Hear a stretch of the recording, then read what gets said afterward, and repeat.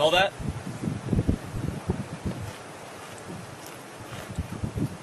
It smells like fresh air. It smells like the outdoors.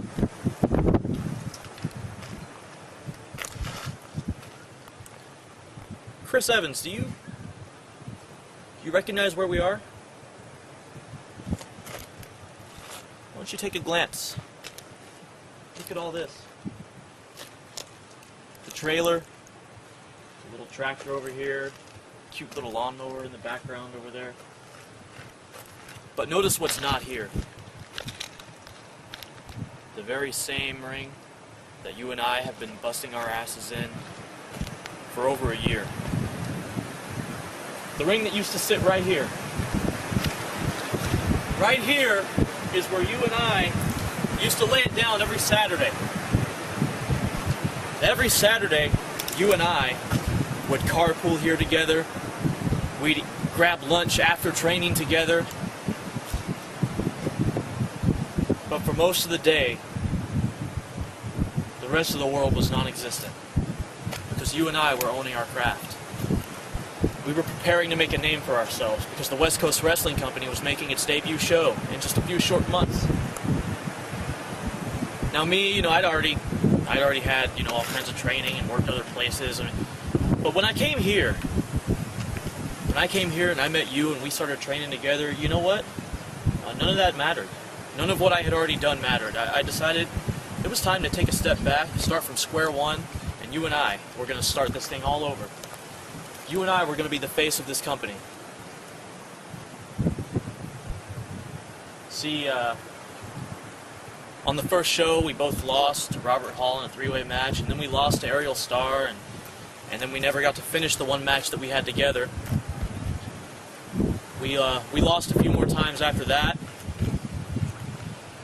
If you notice a trend here. And then finally, we had a chance to take a stand against two men who at the time we felt had done us a great injustice.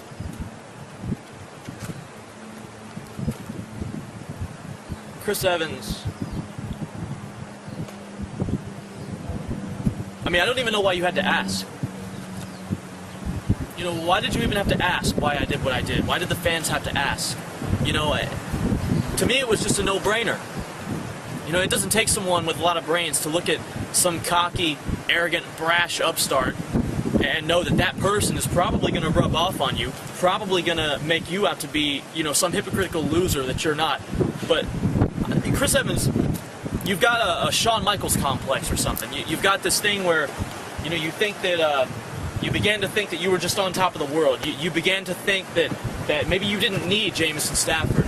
You began to think that maybe you didn't need the fans or even the West Coast Wrestling Company. You don't need us. You don't need me. So you know what I did? I took matters into my own hands.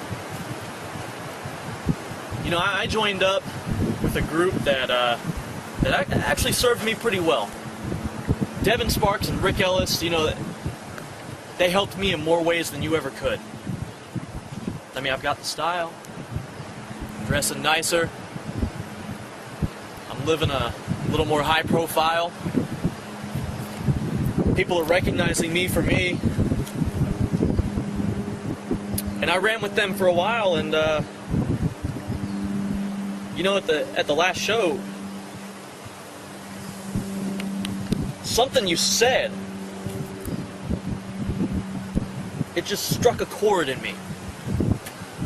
I don't know what it was. I don't know if it was you putting your finger in my chest, and really driving that point home in there. If it was you telling me that I was the one who could take you to your very limit, that I was better than the industry, that I was better than the guys I was running around with. It got me thinking, where it took me? It took me back here. Back to where we started. Back to this ring that I mentioned in the past. Back to this ring where we came out here, and like I said, we laid it down every Saturday. It took me back to those moments, and it made me realize that, maybe you were right. Maybe you were right about one thing, if anything, and that is the fact that, good Lord, look at me. I've been toiling away in this company for a year, and am I in the main event? No. Are you? Yeah. you won the title, you've been on top of the world, and where have I been? So maybe, yeah, I got to thinking, maybe I was wrong. Maybe I was wrong about what the industry could do for me. Or better yet, maybe I was right about what they could do for me.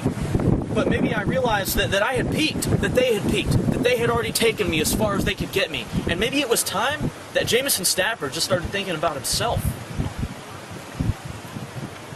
Does that mean that Jameson Stafford and the industry are done? You know what? I couldn't tell you.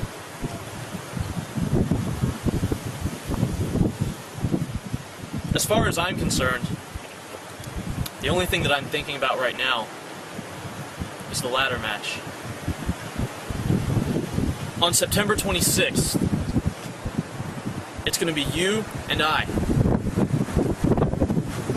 And it's going to be one of these things over here. Recognize this ladder? This is the same ladder that you and I used to have to climb.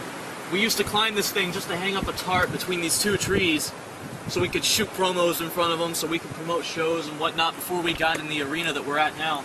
This is the same ladder that we used to use, and this is the same ladder that I'm going to involve in the end of your career. See, last month, after my match with Haystacks, after I did exactly what I said I was going to do and mopped the floor with him, I was sitting backstage